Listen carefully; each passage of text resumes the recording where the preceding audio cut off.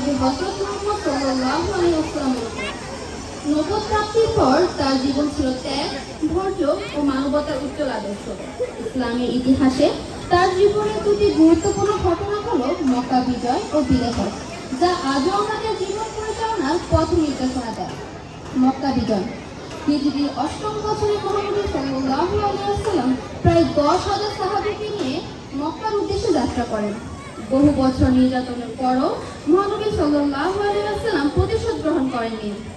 তিনি মক্কা প্রবেশের সময় শান্ত ও বিনয়ী ছিলেন। মানুষকে তিনি সাধারণ ক্ষমা ঘোষণা করেন এবং বলেন, আজ তোমাদের উপর কোনো অভিযোগ নেই। মহানবী সাল্লাল্লাহু আলাইহি ওয়াসাল্লাম কাবা ঘরকে মূর্তিমুক্ত করেন, যাতে সবাই এক আল্লাহর ইবাদত করতে পারেন। বিজয়ের সময় সাহাবীরা আনন্দে অভিভূত হলেও মহানবী সাল্লাল্লাহু আলাইহি ওয়াসাল্লাম দয়া, ক্ষমা ও শান্তি শিক্ষা দেন।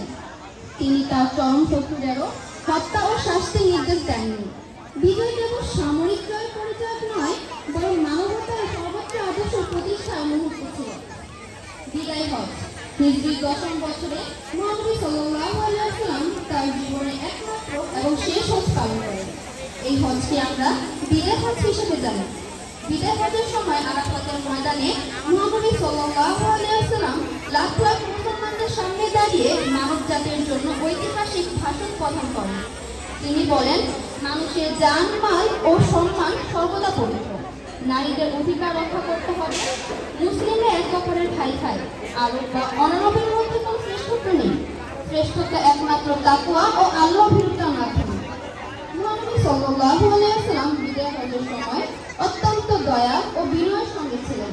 তিনি বারবার মুসলমানদের মনে করে দিচ্ছিলেন, একটি শান্তিপূর্ণ, ন্যায়পরায়ণ ও সহকর্মী সমাজ গড়ার জন্য সকলকে দায়িত্ব পালন করতে হবে। এই দুই ঘটনা আমাদের শেখায় ক্ষমা, দয়া, সমতা, নারী ও মানুষের অধিকার রক্ষা, শান্তি প্রতিষ্ঠা সব ইসলামের মৌলিক শিক্ষা। পরিশেষে বলা যায়, মক্কা বিজয় ও বিদায় হজ মহানবী সাল্লাল্লাহু আলাইহি ওয়াসাল্লাম এর জীবনের অসাধারণ উদাহরণ। আমরা যদি তার এই শিক্ষা অনুসরণ করি, তবে আমাদের জীবন ও সমাজ উভয়ই শান্তিময় ও ন্যায়পরায়ণ হবে। আল্লাহ তাআলা আমাদের সবাইকে মহানবী সাল্লাল্লাহু আলাইহি ওয়াসাল্লামের আদর্শ অনুযায়ী জীবন পরিচালনার তৌফিক দান করুন। আমিন।